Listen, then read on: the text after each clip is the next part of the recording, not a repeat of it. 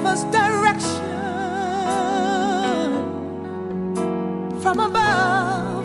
We need a word from the Lord, a word from the Lord, just one word from the Lord.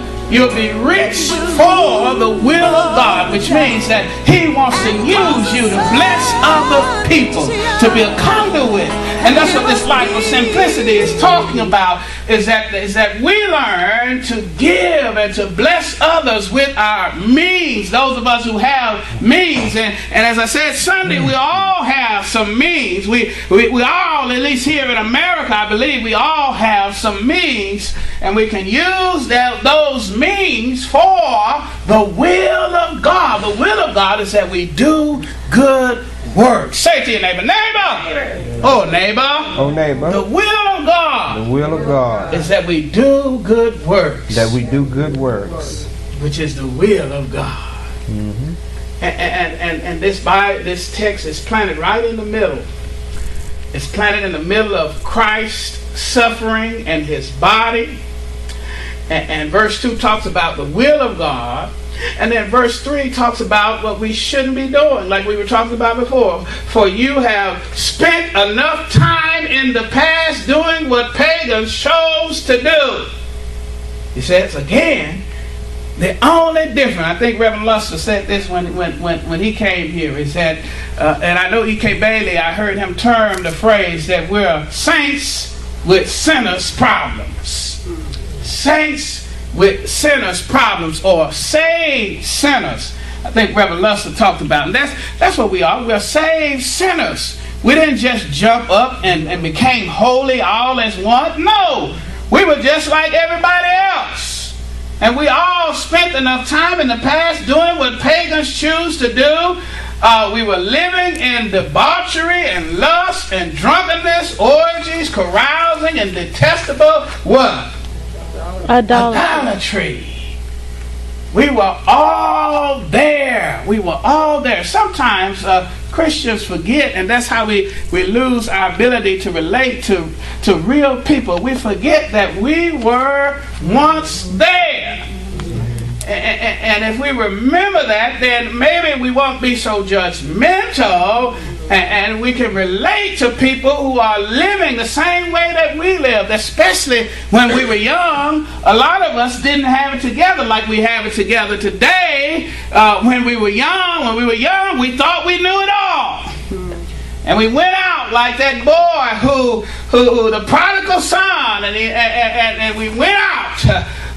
Some called it college. And college is one of the worst places where you can learn about debauchery, you can learn about lust, drunkenness, orgies, carousing, all of that stuff. If we don't teach our kids that, hey, you're not going to college for that, you're going for an education.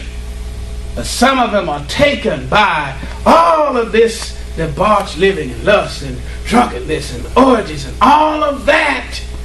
And that's why we have to teach our young people, as well as be a good example for ourselves, is that we have to put this stuff in the past. This stuff should be passing away from us as Christians. Amen? Amen. And as a result, he says, he does not live the rest of his earthly life for evil human desires, but rather for the will of God. The will of God is what we should be seeking every day when we wake up.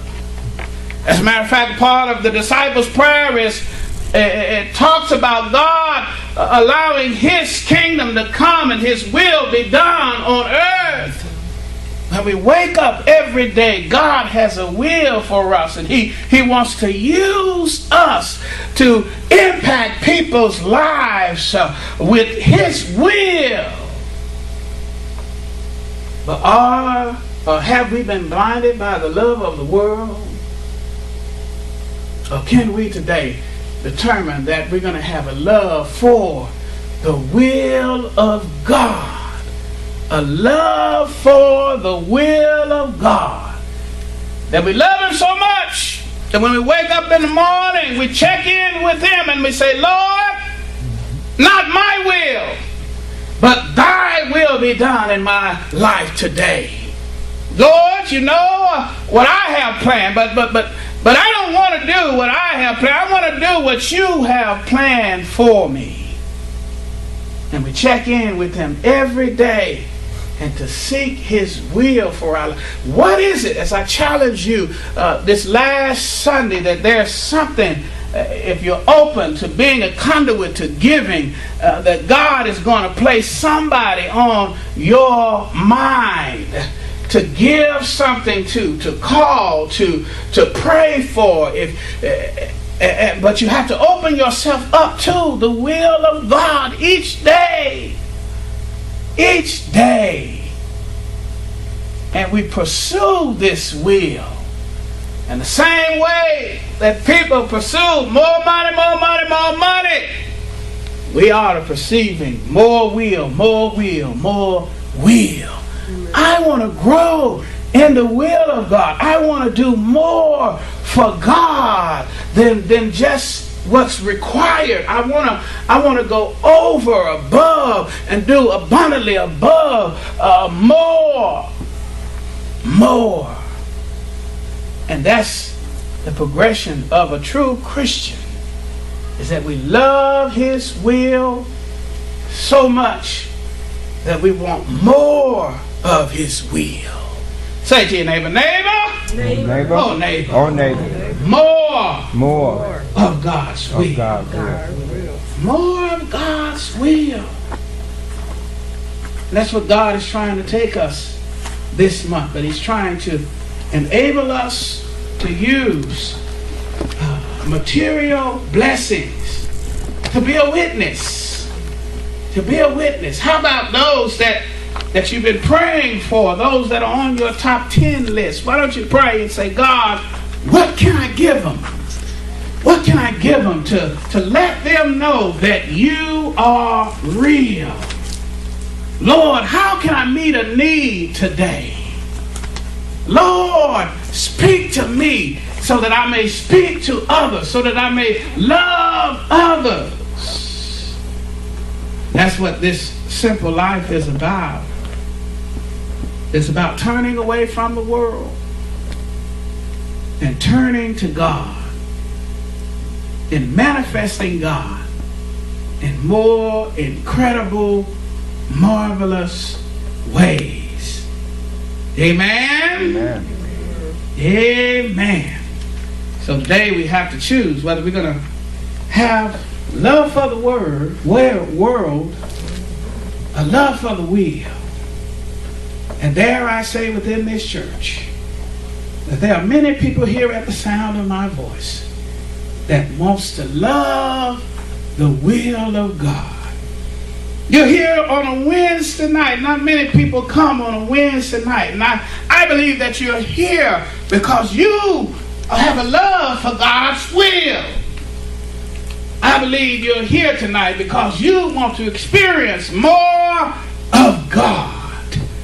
I believe you're here because God is working in your life and manifesting his glory through your life.